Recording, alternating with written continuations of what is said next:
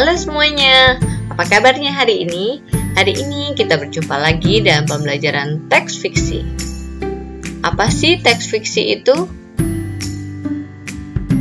Fiksi adalah cerita rekaan dari pengarang tentang peristiwa-peristiwa yang didasarkan pada imajinasi atau hayalan. Contohnya ada fabel, ada legenda, ada dongeng, dan juga cerpen. Apa sih fabel itu? Fabel adalah cerita mengenai kehidupan binatang yang berperilaku seperti manusia. Tokoh dalam fabel biasanya binatang. Fabel disebut juga cerita moral karena terdapat pesan di dalamnya. Fabel difungsikan sebagai media hiburan sekaligus pendidikan untuk anak. Contohnya ada cerita tentang burung bangau yang angkuh, angsa dan telur emas, kelinci berbulu emas. Lalu kita lihat yuk, ada legenda. Legenda adalah cerita rakyat pada zaman dahulu yang ada hubungannya dengan peristiwa sejarah. Contohnya ada legenda Putri Mandalika, legenda asal mula Danau Batur, dan juga ada legenda asal mula Danau Toba. Lalu kita lihat yuk, ada dongeng. Dongeng adalah cerita yang tidak benar-benar terjadi dalam kehidupan nyata, terutama tentang kejadian pada zaman dahulu. Contohnya ada Kutukan Raja Pulau Mintin, Ular Ajaib dan Pembuat Tikar, kemudian ada Si Serakah dan Laut yang Asin. Lalu kita lihat yuk, ada cerpen. Cerpen adalah cerita pendek yang isi ceritanya bukan kejadian nyata dan hanya dibuat-buat oleh pengarang. Kita lihat ya, di sini ada dongeng Kancil dan Buaya, ada juga asal mula Danau Toba, lalu juga ada dongeng Si Tikus yang Serakah. Nah, ini adalah beberapa contoh cerita fiksi. Sekarang kita lihat yuk, tokoh dan watak atau penokohan cerita fiksi. Tokoh adalah pelaku yang mengalami peristiwa dalam cerita. Penokohan adalah cara pengarang menggambarkan karakter tokoh-tokoh dalam cerita. Watak atau penokohan dapat menggambarkan sifat, penampilan lahir maupun batin pelaku cerita.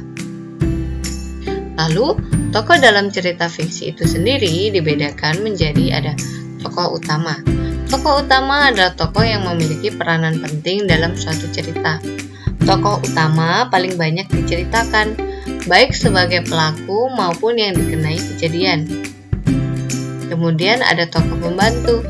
Tokoh pembantu adalah tokoh yang memiliki peranan tidak penting dalam cerita, dan kehadiran tokoh ini hanya sekedar menunjang tokoh utama. Berdasarkan perannya, tokoh dibagi menjadi dua, yaitu tokoh protagonis. Tokoh protagonis adalah tokoh yang wataknya disukai pembacanya. Tokoh protagonis memiliki watak baik dan positif, seperti dermawan, jujur, rendah hati, pandai, mandiri, dan setia kawan. Kemudian ada juga tokoh antagonis. Tokoh antagonis adalah tokoh yang wataknya tidak disukai pembacanya. Tokoh antagonis memiliki watak buruk dan juga negatif, seperti pendendam, pembohong, sombong, iri, dan suka pamer. Nah, untuk lebih jelasnya kita simak contoh berikut yuk. Tentu teman-teman sudah tidak asing lagi ya dengan cerita bawang merah dan bawang putih. Kira-kira siapa ya tokoh utama dalam cerita ini? Ya, tokoh utamanya adalah bawang putih. Lalu siapakah tokoh pembantunya? Nah, ada bawang merah dan juga ibu bawang merah. Lalu kita lihat yuk bagaimana ya watak bawang merah, bawang putih, dan juga ibu bawang merah. Kita lihat yang pertama ada watak bawang putih. Bawang putih adalah orang yang rendah hati, tekun, rajin, jujur, dan baik hati. Lalu bagaimana dengan watak bawang merah?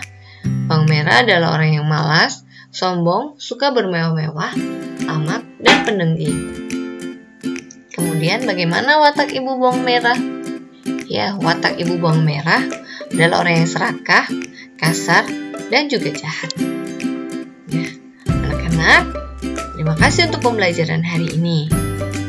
Semoga anak-anak lebih mudah untuk memahami tokoh dan juga watak dalam cerita fiksi. Marilah kita sering membaca buku, karena buku adalah jendela dunia. Terima kasih.